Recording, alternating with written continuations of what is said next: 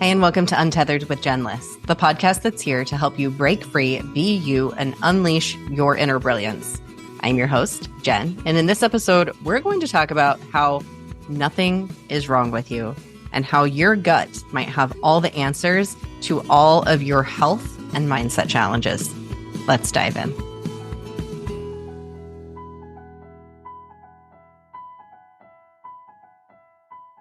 Hey there, friend. It's Jen. Welcome back to the podcast. We have Dr. Craig Farney on the podcast today for one of the most fascinating conversations I have ever had, except that I've talked to Dr. Craig before, and it was one of the most fascinating conversations I've ever had. And that is why I invited him on the podcast to come and share with you. Dr. Craig is a beautiful model of somebody who enters the world, who enters into every conversation, who enters into every consult he has with a patient, with his clients, from the lens of curiosity.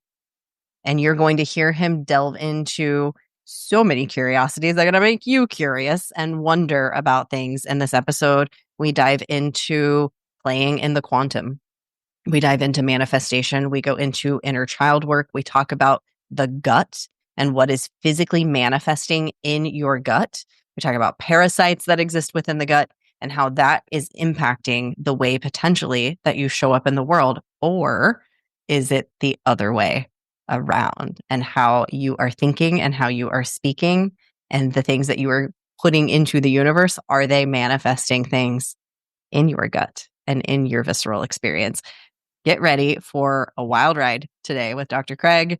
So welcoming, without further ado, to the podcast, Dr. Craig Farney. Hi, Craig.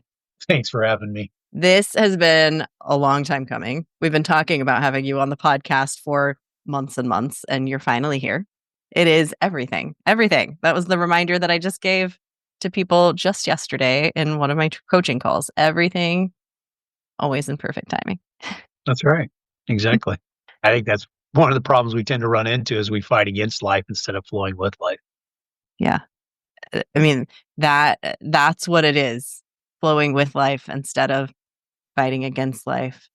Yeah. How have you are a very interesting person, and what you do is so interesting that I would love to get to that, because we obviously need to describe what you do.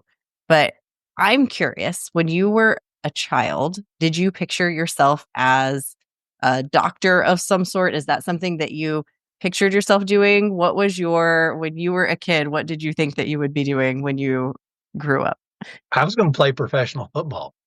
Oh. Now, the fact that I stayed rather small didn't help. So that dream quickly changed. But yeah, as a kid, it's kind of moved all over the place. But that's really, as a kid, what I thought I was going to do. That's awesome. Did you play up until high school or college or anything, or was that a young? Oh, yeah. Well, I didn't get not into college. I played in, let's define that term, playing also, because standing on the sidelines during a game is not technically playing. But so my expertise kind of came at family get-togethers. I was pretty quick and I can move around pretty fast. Then I got into school, and especially high school, and kids were bigger and faster and stronger. And so it wasn't meant to be, and I'm okay with that. I love it. It's so fun to look back and see some of the things that we did love as kids, though, and how we end up bringing some of that love into what we do, no matter what it is that we do. So when did your curiosity around health and wellness and helping people to live their best life, when did that start to come in for you?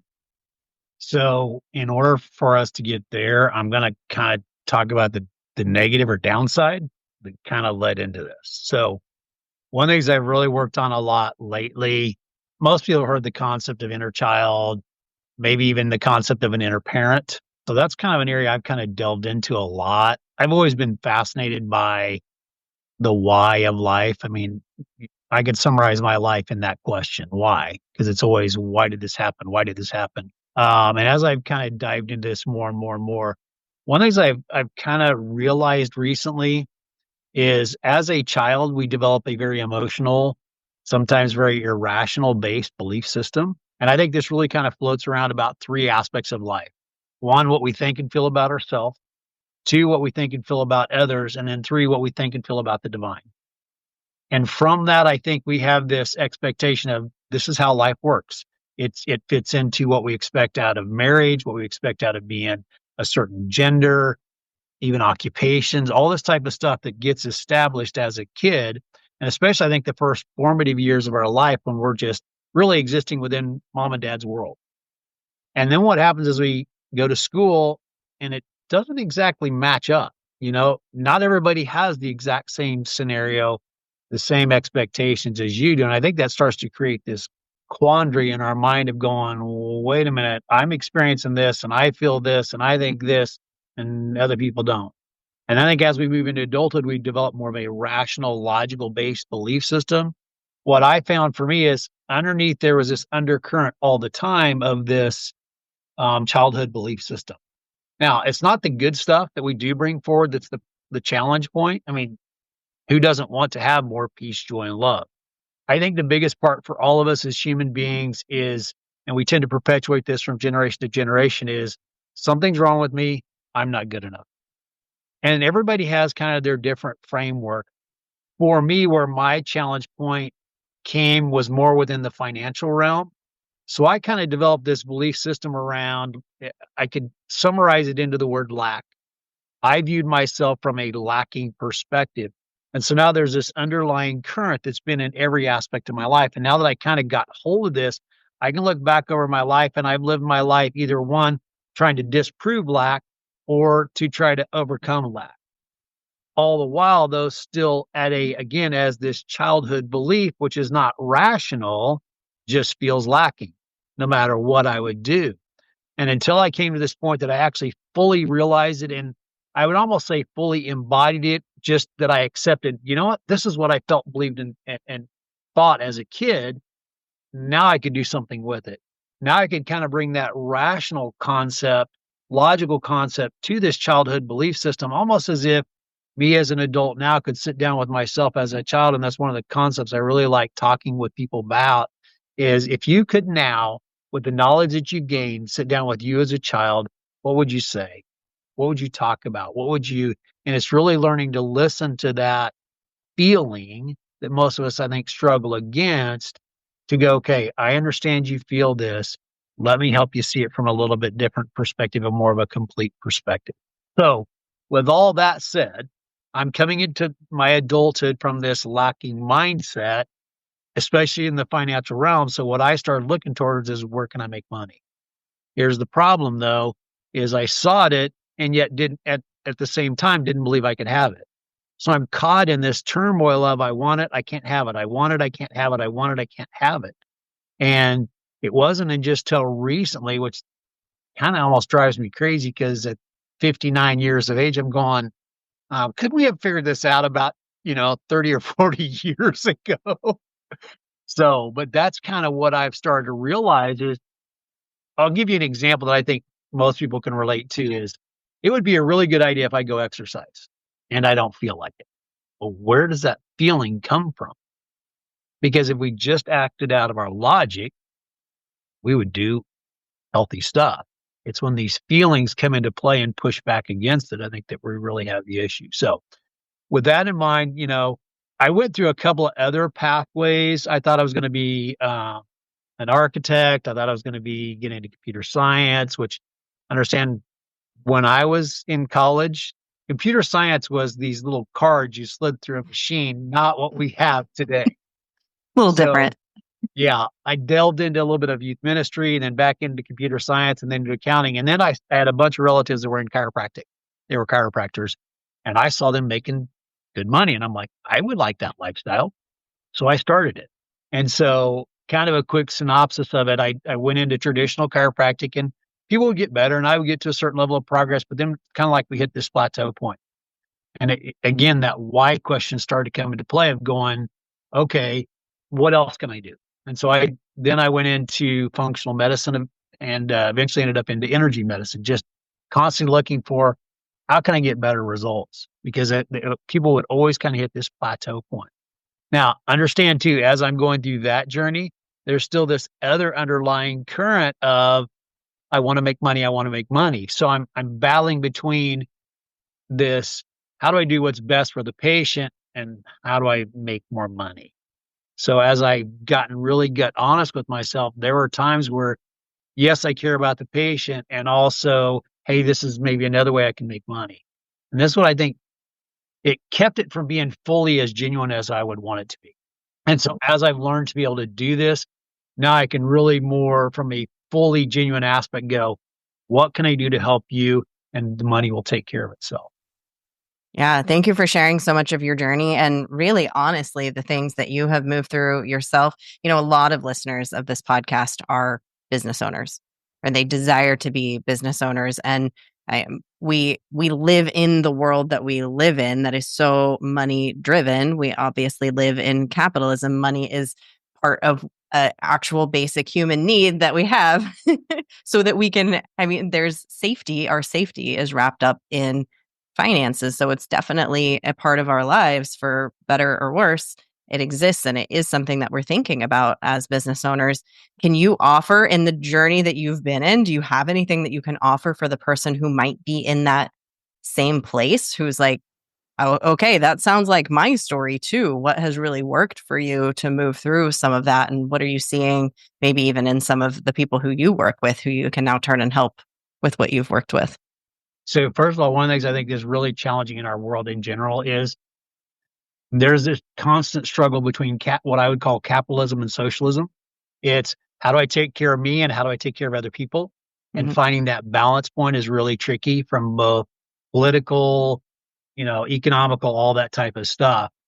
What has helped me personally more than anything else is I just got this place of being really gut honest with myself because I think so many people come to this place of going, I shouldn't think, I shouldn't feel this way.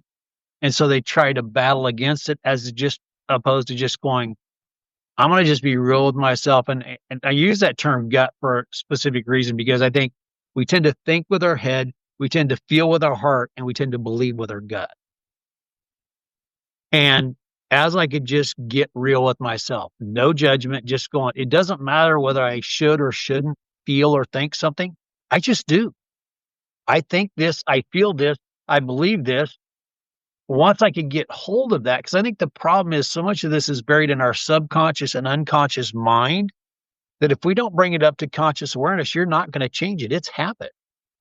And that's, I didn't realize again until recently that so much of this, I would call it unconscious belief and subconscious feeling was playing below the surface all the time. And I didn't realize it. And it just, until I can become aware of it. And what I always ultimately want to drive towards is, to me, what we think drives what we feel, drives what we believe, that then comes around and drives what we habitually think, what we habitually feel, what we habitually believe and do.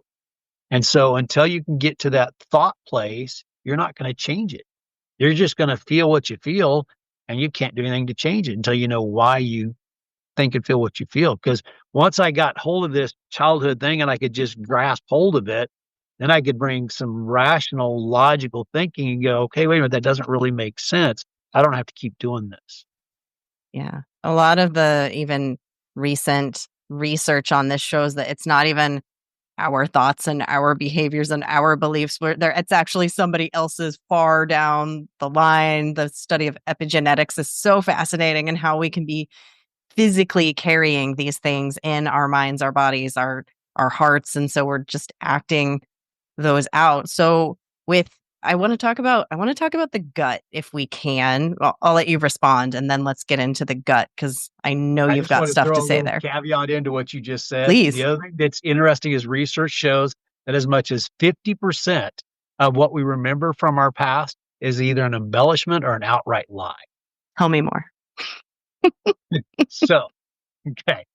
So we come to think and feel and believe something, right? Based upon an experience. We have to have justification of that.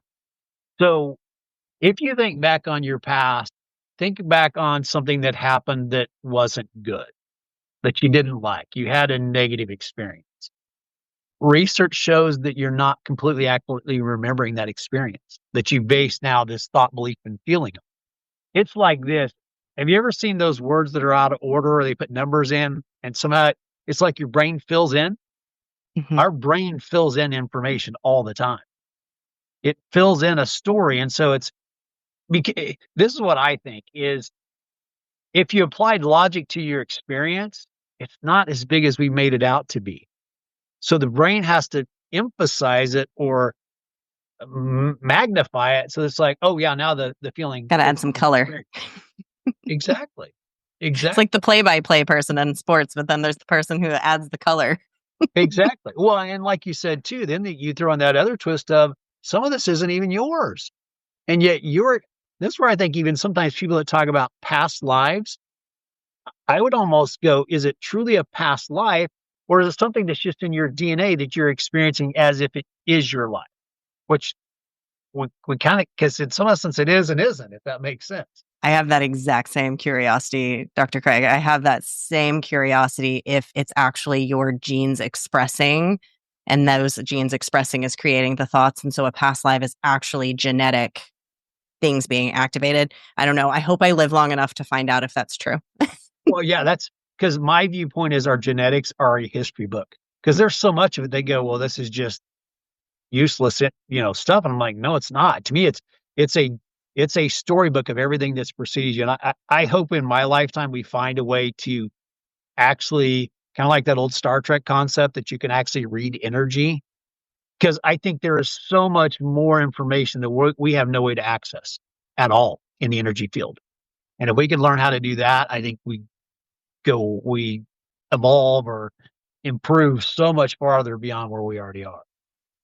We could go down that rabbit hole all day, and maybe we will sometime on another podcast episode. I do want to get to the gut because I know that it's something that you work with very deeply. And you and I even had a consult, and you were like, girl, you got some stuff going on in your gut. And so I would love to hear, because what you mentioned was gut honesty and listening to your gut, which is some of the work that I do, is helping people come back into their bodies and listen to the messages that the body is telling you and begin to trust your body more. So I'd love to hear your perspective on why the gut matters so much and what's going on with that with people.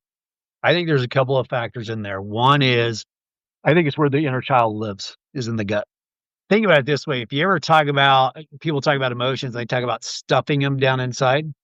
So where are we stuffing them? They're not getting stuffed up here, and they're not really getting stuffed in here. They're getting stuffed down inside of us into our gut.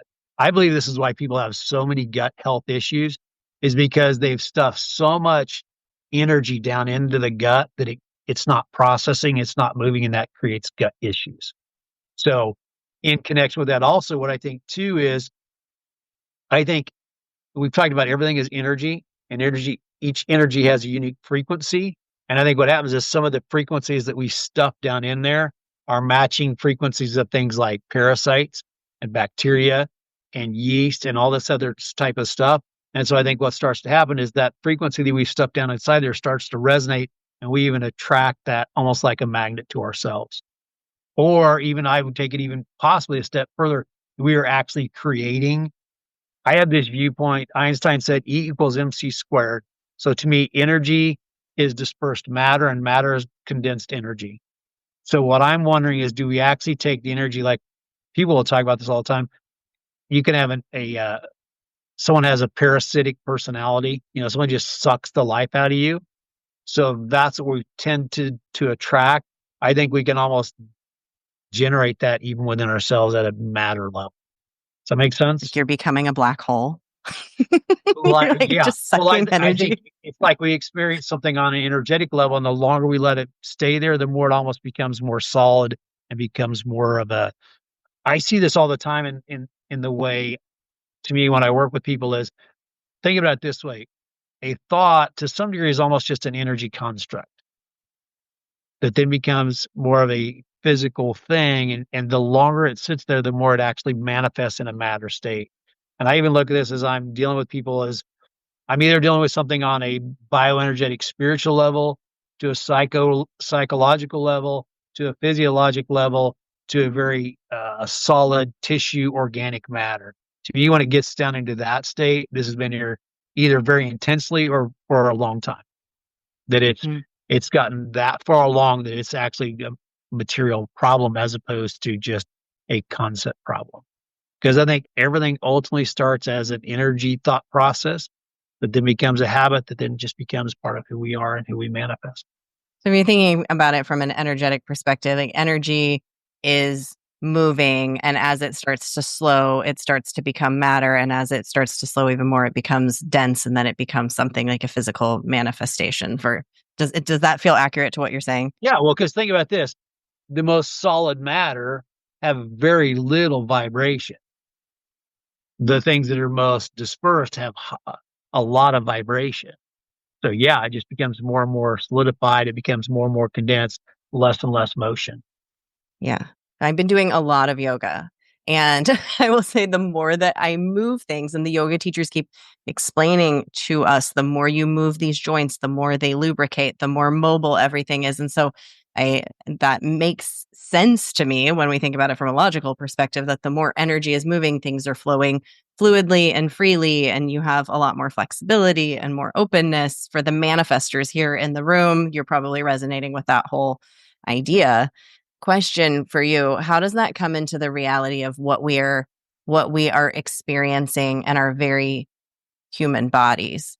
Like, do you and how is that impacting like our inner child who might be living in our gut? So I'll go back to that concept of we start as a thought that becomes a feeling that becomes a belief, Yeah. which becomes more solid, which I think I'll jump into that concept of people go, well, this is all in my head. No, it's not. It's in your body. You're literally experiencing something. To me, again, I'm going to go back to, but why are you experiencing? If we're having gut dysfunction or parasites or why, what, especially if you've gone from not having an issue to having an issue, that's developmental. What changed? Why did what was once normal function physiology become dysfunction? And so I think multiple thoughts. That's one of the things, if you haven't figured out by now, I think about a lot of stuff. Well, and I was going to say, before you hold your thought there, one of the things, and for the listeners, one of the things that I think is so cool about you is that you approach life more from questions than a knowing. And it's so what we expect of people, and especially of experts, is to come at us with knowing. And I believe what the world needs more of is more questions than we have answers. And that's going to lead us to even better answers, more questions. And you're approaching it from that perspective, which I think is super cool and valuable. I would almost like to challenge anybody.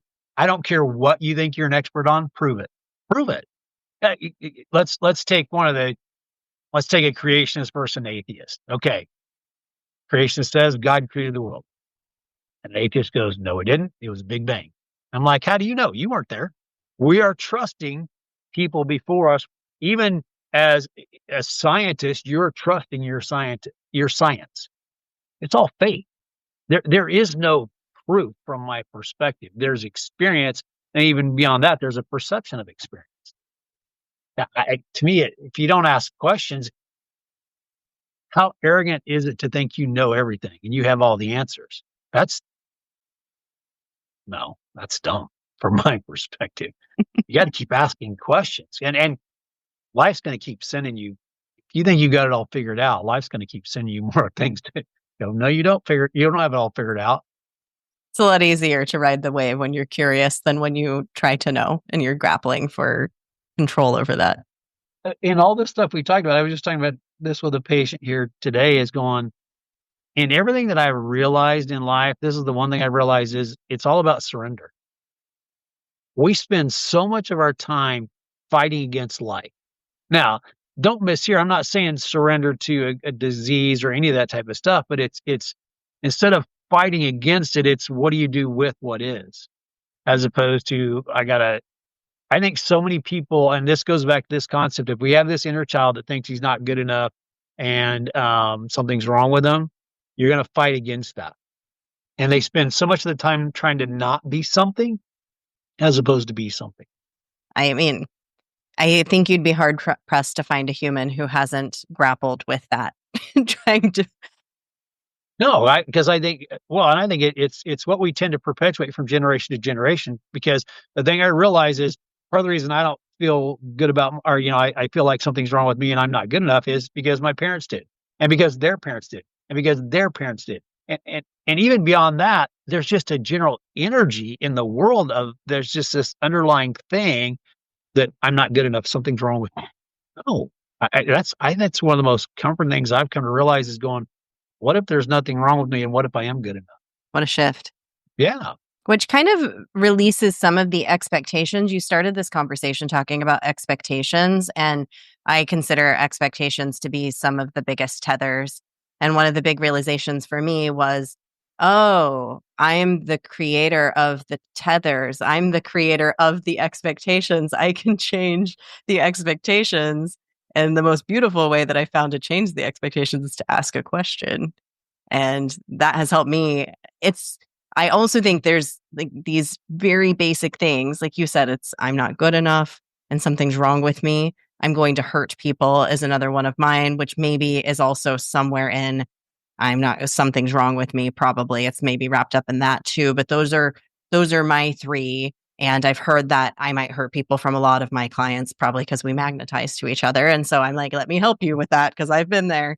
So those are almost wrapped up in expectations too, because you wouldn't feel like something's wrong with you if you didn't have a certain set of expectations that you felt were placed on you, right? right. Well, the other thing so we've talked about the inner child concept. Now let's tie in the inner parent concept. Yeah. Because think about this: the child just wants to do whatever the child wants to do. And here's the tricky part is I think this is where it gets. We try to live from one to the other place, and you got to bring them together because the child is the one that has all the energy, all the creativity, all the spontaneity, all the fun.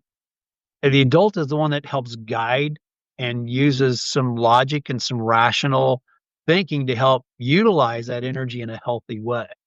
The problem is when the child gets separated and the adult goes, well, you should do this and you should do that and you have to do this and you got it and you got it and you got it and you got it. And we tend to, by default, acting or thinking similar to our parents.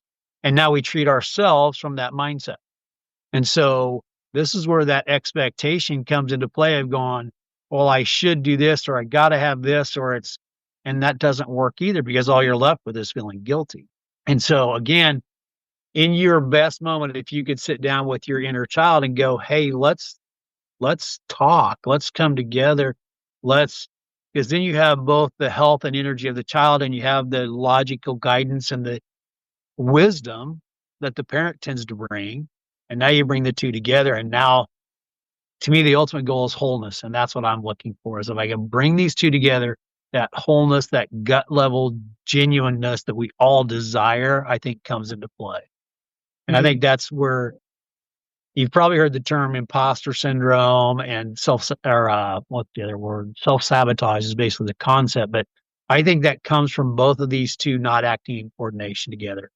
When we're just acting out of the head, we don't have the feeling behind it, so we feel like an imposter.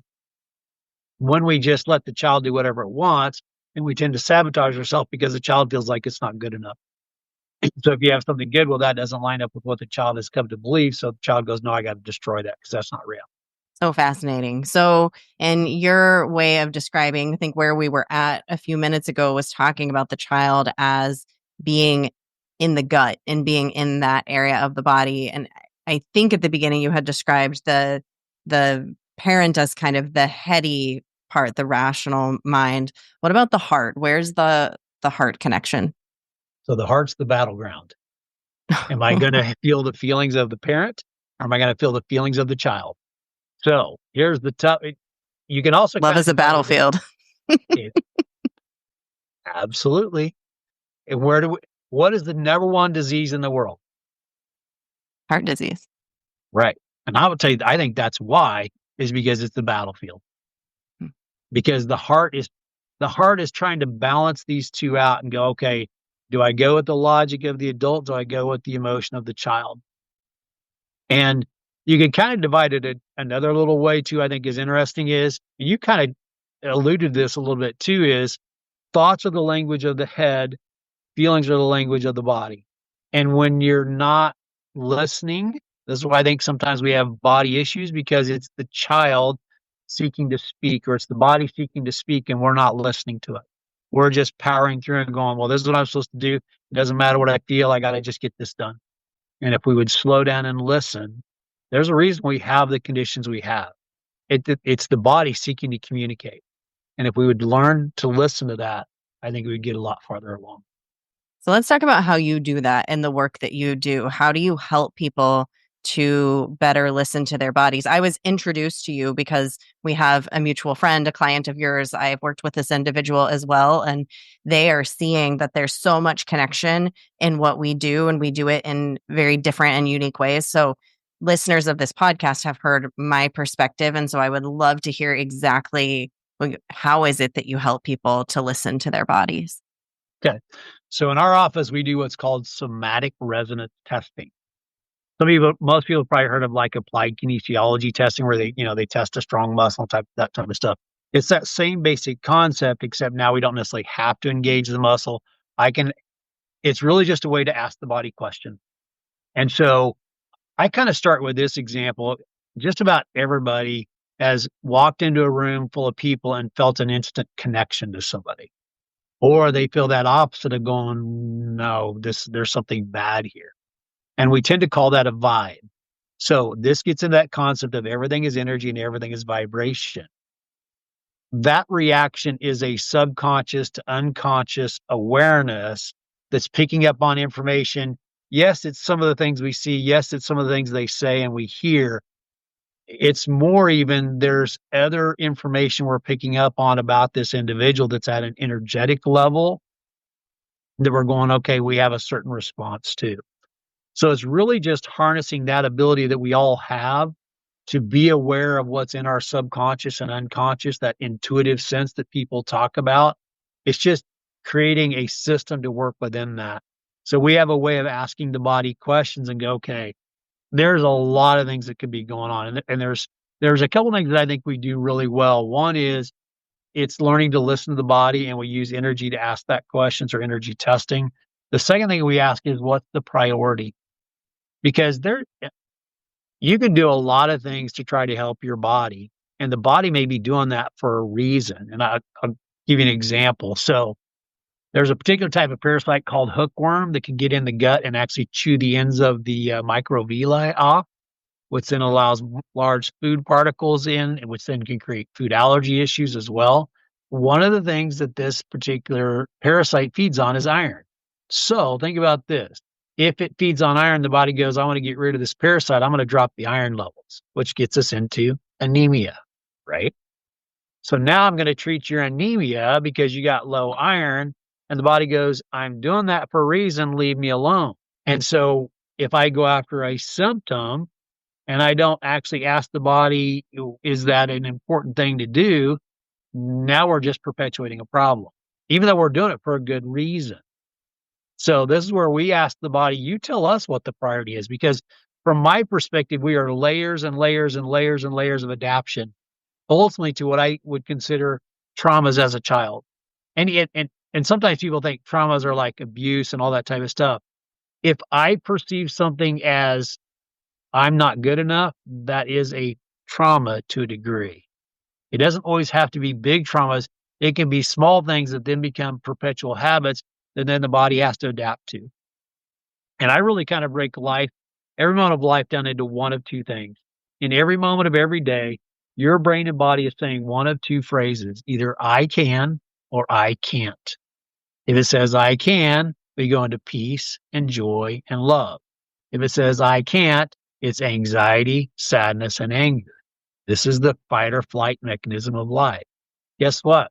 We don't get healthy over here. It's not possible. Because if you're being chased by a bear, the body goes, I don't care if I'm healthy or not. I just got to get away from this bear and survive. The problem for us, especially here in the United States, is we tend to stay in this on a subconscious, unconscious level. We're just here all the time, or at least a portion of us is in this state of fight or flight. And I think that's what perpetuates disease, because you can't heal in fight or flight. Yeah, you cannot heal. You cannot be creative either. For my creators in the in the audience, you can't be creative in fight or flight. It happens in the parasympathetic nervous system. And I'm going to tell you what's even interesting. I'm going to I'm going to give a shout out to a guy I listen to a lot is Joe Dispenza. I don't know if you've listened to any of I his love Dr. work. Joe. Yeah. That dude he's got a lot of answers. And one of the things that he talks about is even, because one of the things I kind of struggle with is I'm going, we're in this battle between sympathetic and parasympathetic. And so I'm like, well, you don't ultimately get all parasympathetic because then you're not alive. And you don't want to be all sympathetic because then you're going to blow up. And he talks about this state of ecstasy where you're in actual gamma level brainwaves that's incorporating both. And it's kind of like this hyper autonomic balance. Because he said something I totally agree with is all disease is autonomic dysregulation.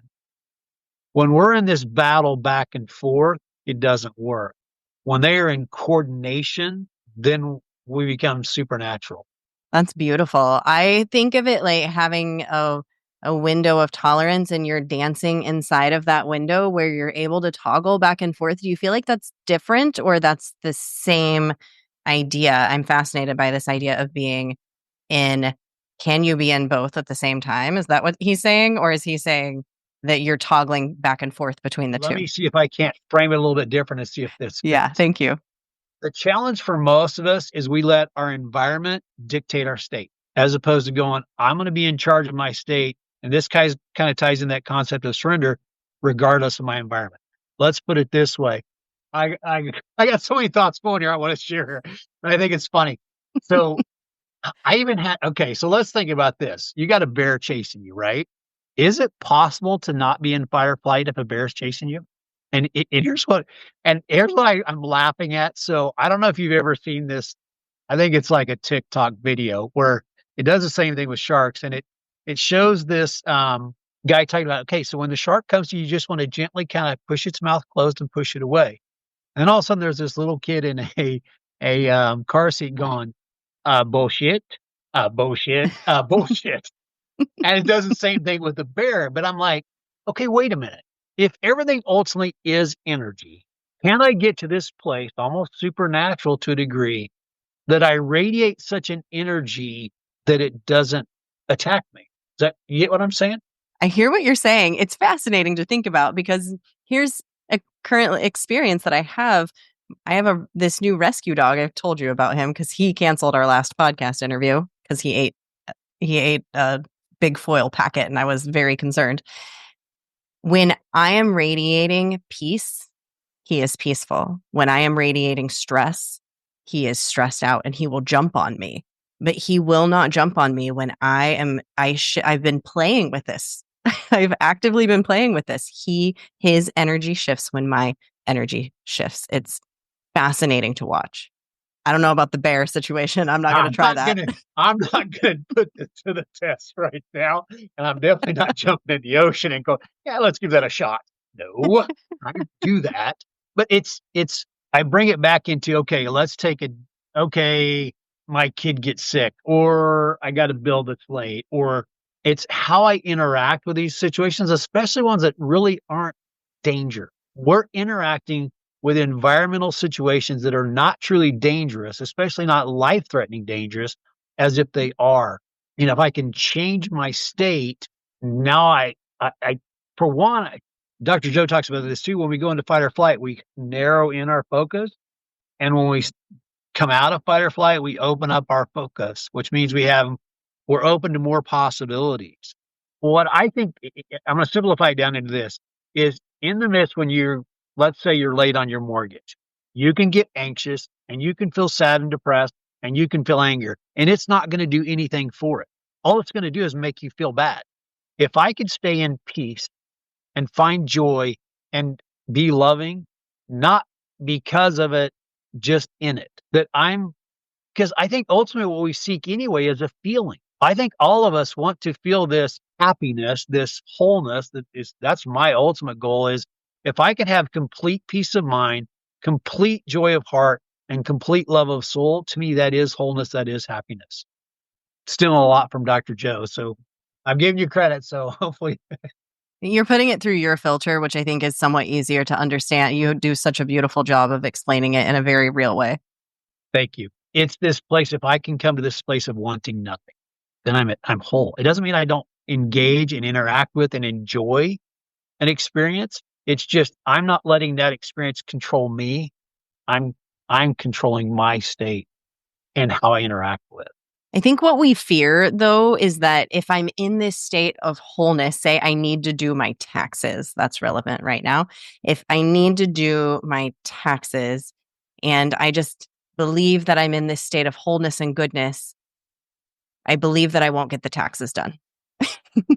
Because I think that my fear is I'm using, and I'm so used to using my fear and the tension and the stress to motivate me to get it done. So what's your take on that situation, what we can do? No, I get what you're talking about because I think people think when I get to this state of wholeness, I'm going to be this monk off in the mountains and I don't have to interact with anything in life. I don't think that's reality because what I think happens is if you're truly complete in your peace, complete in your joy, complete in your wholeness, you're going to get your taxes done because it's the world in which you live in. You're just not doing it from a place of fear. And you use the word I have to. I think that's part of the problem. And this ties back into it gives me clues towards where am I acting out of? If I have to do something or should do something or got to do something, that's that inner parent just trying to force you past the feeling. Because let me flip it this way. Why are you not doing the taxes? Because you don't feel like it. And why don't you feel like it? Well, because I don't want to face, I'm afraid that I owe too much or I'm all that type of stuff where it's not fun or that's the inner child giving a feeling against the inner parent trying to force the child not to do it. And when we can get these coordinated together, we don't feel the angst about the taxes. That it's you come to this place of going, okay, well, if I owe taxes, it'll be provided. I'll figure out a way. And I don't mean that as just this because I know it's difficult because it sounds like, well, I can just relax and I don't have to do anything. No, I think you are guided towards these opportunities that you can't see otherwise because you're so stuck in this angst state, this high tension state that you don't see opportunities that are there all the time. You're just not open to them because you're stuck in fear. So let's take it back to the hookworms. Somebody has like this is, and we don't have to keep this example, or maybe we do, whatever is true to you. If somebody had that happening and had that physically happening in their body, how is that manifesting in other ways that might be affecting the mental and the physical beyond simply having some gut issues? Or is it simply gut issues? How's that showing up in their lives? I'm closing the loop on the hookworms. Sure. No, I'm with you. From my personal perspective, I would look for where do you let people suck your life out of you? Or where are you sucking the life out of yourself? And this is just my own personal. There's other doctors in the offices that they have a little bit different perspective, and I'm okay with that because again, none of us have all the answers. It's I like to look at it this way. We have this tiny window of vision and we're looking at an elephant and I'm going, it's an elephant. And no, somebody else goes, no, it's a elephant. And somebody else, you know what I'm saying? It's like none of us have this complete picture. And so to me, it'd be arrogant to say, I know it all. It's just from my perspective, this is how I've seen the world. And this is what's helped me and what I work to do to help my patients is going, I ultimately believe my own personal belief is we manifest a mindset. And so that's ultimately what I'm driving towards. Now, to kind of answer your question in a way too, is I have people that come in that they don't want to go to the mindset, and I'm okay with that. We got it. I want to help you deal with the parasite. We don't just magically go, she's magically going to go away. No, you've gotten to this place where you're unhealthy. Let's help support your system until you can support it yourself. And I'm also looking at, okay, where does this same concept play out in other areas of your life? Where does this mindset or this state of being play in other areas? Because you've got some energy that's obviously been stuffed down and has created perhaps some energetic frequency that is attracting or creating something that's happening down there. To loop us back to the beginning of the conversation, I don't remember if I told you this. I had one of my aunts had an actual miracle happen during chiropractic care. She had tried everything. She was in a wheelchair. She had so much back pain. She'd been in a car accident. She was in a wheelchair for years. She starts seeing a kinesiologist, and one day she's walking. She is without the pills. She is without the wheelchair. She is walking, and then I get goosebumps every time I talk about it or even think about it. And then she ends up she has dementia, so she's still alive, but she's not actively speaking and talking. The thing that she did when she went to the Catholic Care Center where she's at, she walked.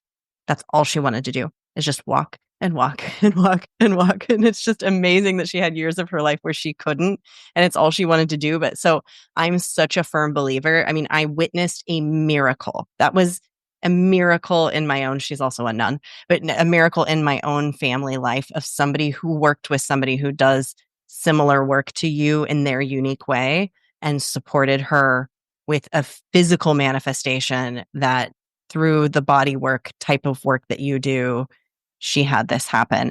It's amazing. It's really cool to see.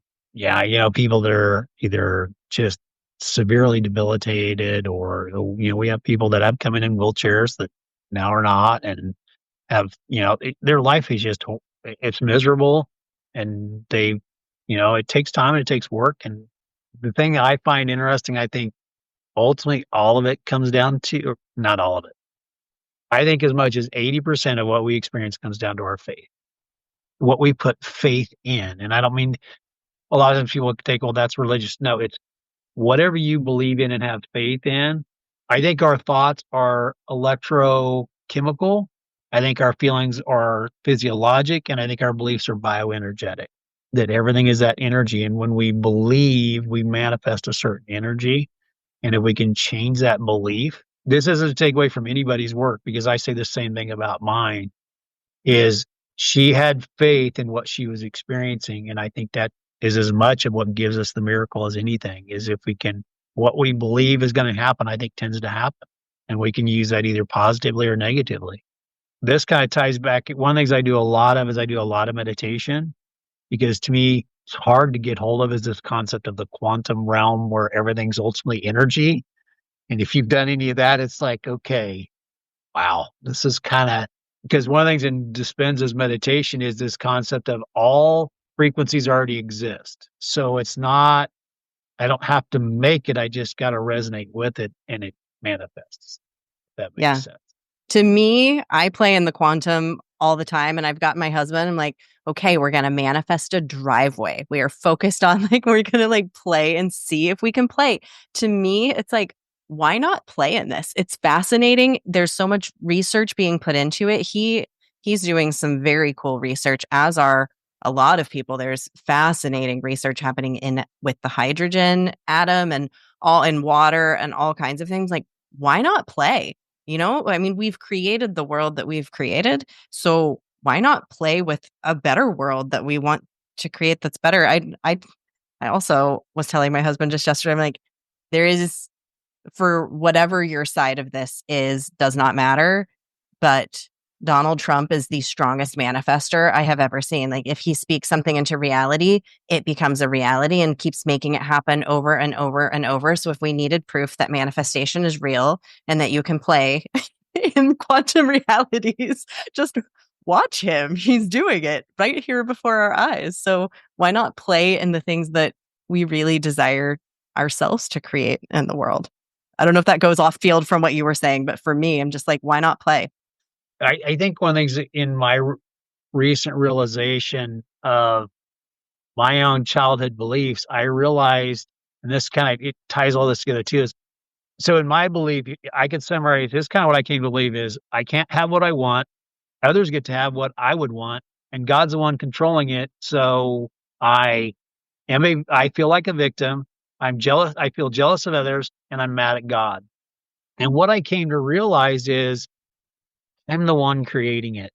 I believe there's a divine force, God, whatever term people, I don't get hung up on that term, but I believe there is an orchestration that is bigger than all of us, that ultimately is loving and kind and generous and all that type of stuff.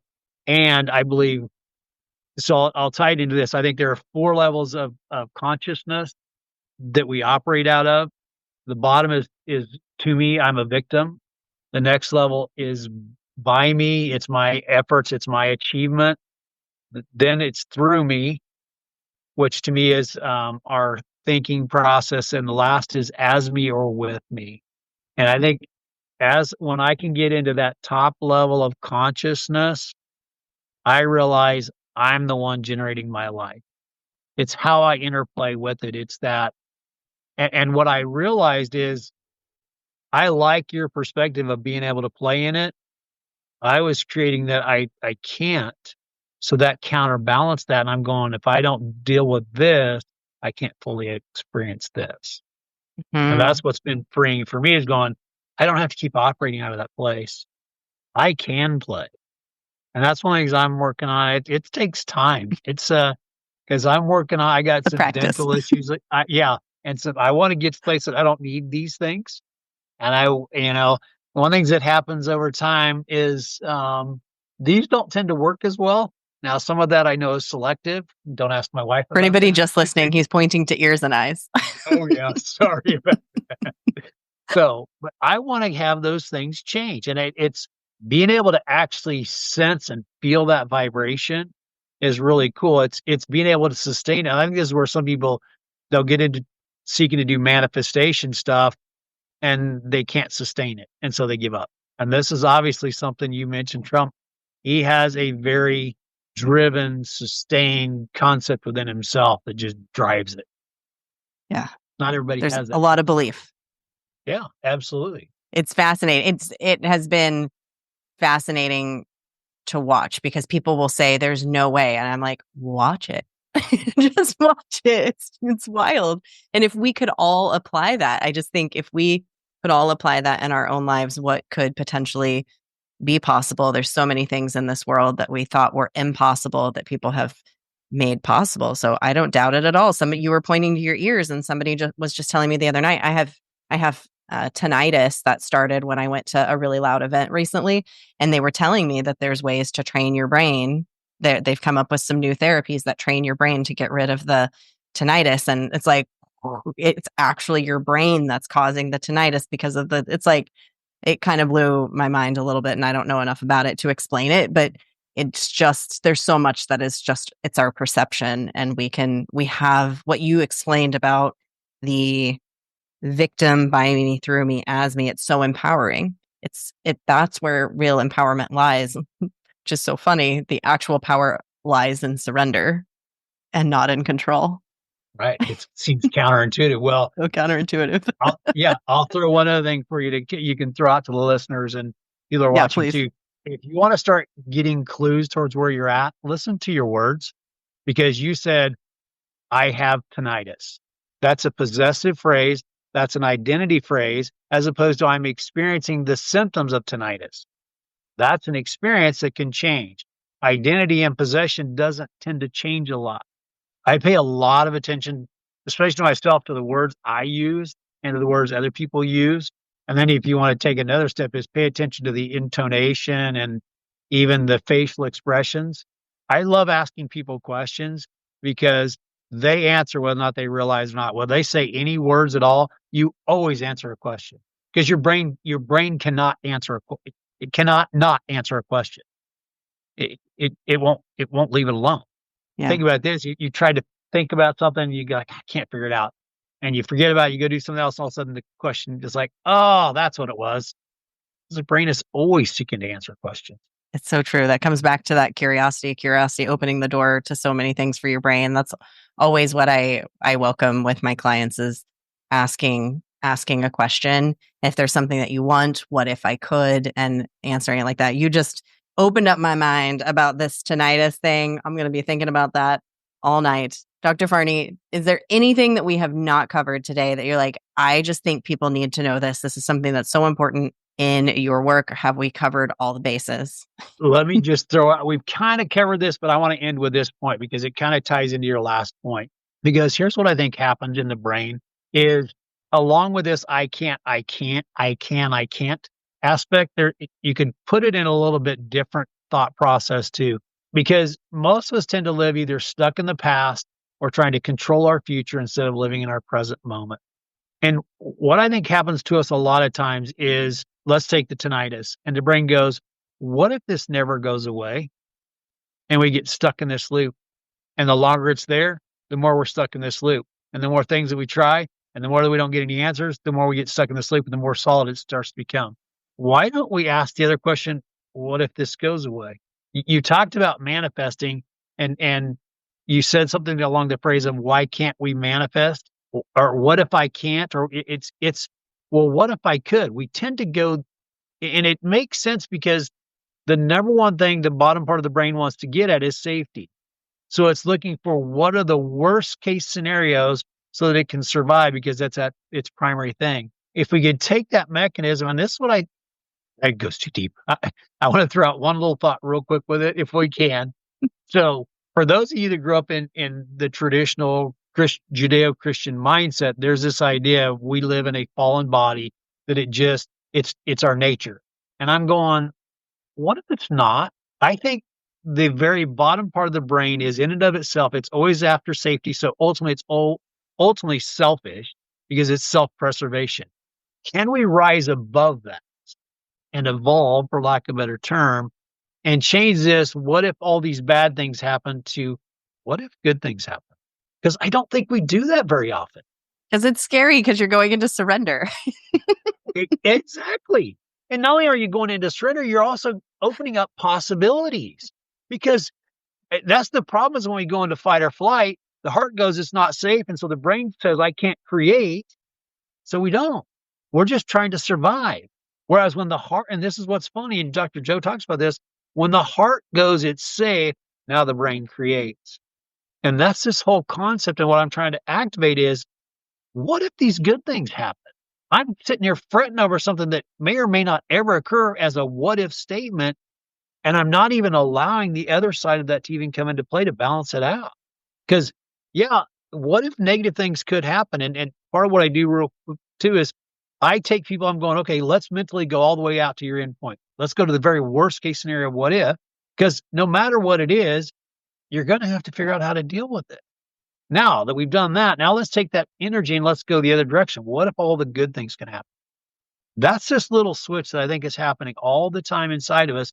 And we're either in that rest and digest, heal and repair state, or we're in the fight or flight. And then I'm going to even take on top of that what Dr. Joe talked about is, can we come to this place of ecstasy where we're almost supernatural, we are playing, that we're just enjoying the game.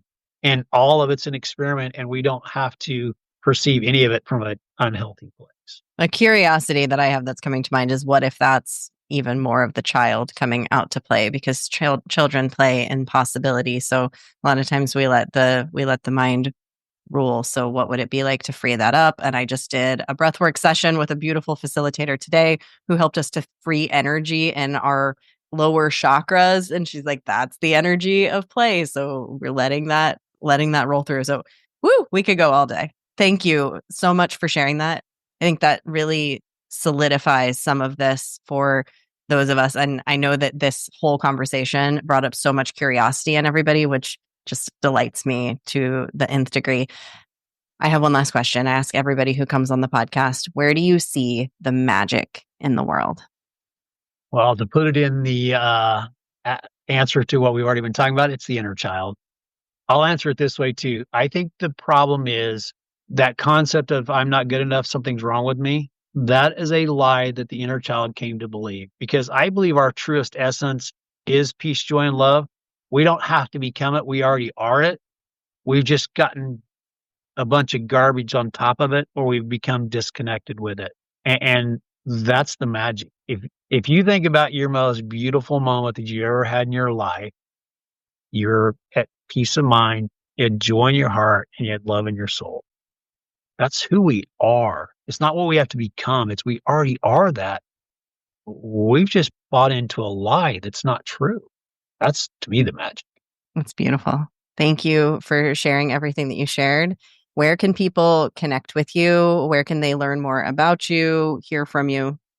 So our clinic is called Docere Life Center. They can look us up online. We have a website. If they want to contact me specifically, they can email me at drcraig@docerelifecenter.com. That's you'll have the link, I'm sure, but it's DOCERELIFECENTER.com. I almost feel like I'm doing supercalifragilistic. Click the right. link. Click the link in the show notes. Exactly. I don't have a good presence yet on social media. I'm working towards that. But if anybody has a very personal question that they want to get at me directly, they can just email me at drfarney@gmail.com. Be more than happy to answer any questions that I can. Beautiful. And you're located in Wichita, Kansas, which is my hometown. A lot of listeners of this podcast live in Wichita. So if people want to see you in person, do you do also online We consults with do. people? Yeah. That's what I almost find fascinating too, is we do Zoom calls. So you're going, wait a minute, how are you doing energy work over Zoom? It's wild and fascinating. We actually had people in almost every state. I think there's about 6 or 7 we're not in yet. And we've had multiple people in other countries as well that we do work with. So yeah, in person always works the best. We can also do over online as well. Yeah, beautiful. I've received Reiki. I do breath work online. Like I'm a firm believer in energy. There is a difference when you can do things in person with people and you can receive so much benefit online. Thank you so much for coming on the podcast. Go ahead. Let me throw out one little thought with it too. One of the things we offer is always offer 20 minutes of complimentary time. If you want to just check out what we're doing, you're a little unsure, you're more than welcome just to, either contact me and we can do 20 minutes of time and just discuss what it is that we can do and what you're concerned about and how we might be able to help. Beautiful. Thank you so much. Thank you. I appreciate the time. Wowie wow. What was your biggest takeaway from this conversation? It's so thought provoking, the things that he brings up and all of these concepts, the research that is out there right now, and the things that we are learning and diving into. If you haven't checked out Dr. Joe Dispenza and his work, it can feel a little bit heavy or super weird and kooky to some people if you've never done it before. And once you try it, there's definitely something going on to it. He is doing research on cancer that is being actively done. I believe he's working with either UCLA, MIT. He's working with some of the biggest research centers in the world on meditation and how meditation is actively changing the brain and how the brain, how our mind, how our energy field changes the world around us. It's fascinating. I'm definitely not educated enough on it to explain all of what is happening, but there are physical things in our body that happen when we meditate and when we dip into what he calls the quantum, the cortisol in our body that is causing so much inflammation, that is causing all of these medical problems, problems with our heart, mindset problems. All of these things begin to shift when we start to meditate, and shift at even a greater rate when we meditate in the way that he meditates. So we talked quite a bit about Dr. Joe today. So I wanted to give a little bit of color to that for those who might not have heard of him or might be a little bit curious. I'll put a link in the show notes linking out to Dr. Joe so that you can go and check out what he's got going on. Thank you so much to Dr. Craig for coming on today. Stay tuned for Thursday's thread, where I'm going to pull out a little string from this conversation so that we can go deeper, and I'll share my own thoughts, my own color on this conversation that I just had with Dr. Craig Farney. If you enjoyed something about this episode, if it made you think, if it got you curious, please share it. Share it with a friend who you can then have a little conversation about all of this with and get curious together. If you really enjoyed it, you can also share it on social media. Take a little screenshot of the episode right here on your phone, paste it to your Instagram stories. You can tag me. I'm Untethered Jen on Instagram. If you tag me, I will always reshare your posts. Thank you again for listening. You just keep shining your magical unicorn light out there for all to see. I'll see you next time. Bye.